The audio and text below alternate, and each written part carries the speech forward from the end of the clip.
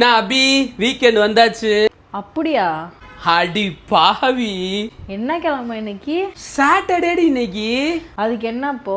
ஏய், நீ தானே போன வாரம் மீன் வேணும்னு கேட்ட.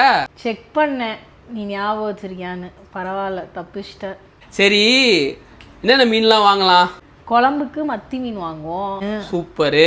அப்புறம் பொரிக்கிறதுக்கு ஒரு சரியான மீன் இருக்கு. அந்த மீன் பேரா சொன்னாலே ஃபன்னா இருக்கும். அப்படி என்ன மீன் பேரு?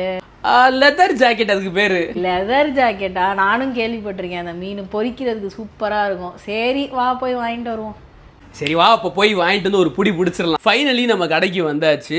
இப்போ நீங்கள் பார்த்துட்டு இருக்கிறது தான் லெதர் ஜாக்கெட் ஃபிஷ்ஷு. ஃபர்ஸ்ட் அதோட தோலை உரிச்சு அதுக்கப்புறம் தான் அந்த மீனை கட் பண்ணுறாங்க. அந்த தோல் லெதர் மாதிரியே இருக்கும். அதுதான் இதில் இருக்கிற மேட்ரே. அதனால தான் இந்த ஃபிஷ்ஷுக்கு லெதர் ஜாக்கெட்னு பேர்.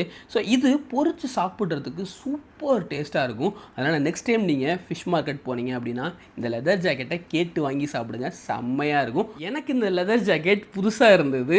உங்களுக்கு இந்த மாதிரி டிஃப்ரெண்ட்டான மீனோட நேம் தெரிஞ்சுன்னா கீழே கமெண்ட்ஸில் லீவ் பண்ணுங்க. கெண்டை மீன் இருக்குன்றான், கெளுத்தி மீன் இருக்குன்றான், இவ்வளவு ஏன் சொரா மீன் முதற்கொண்டு இருக்குங்கிறான்.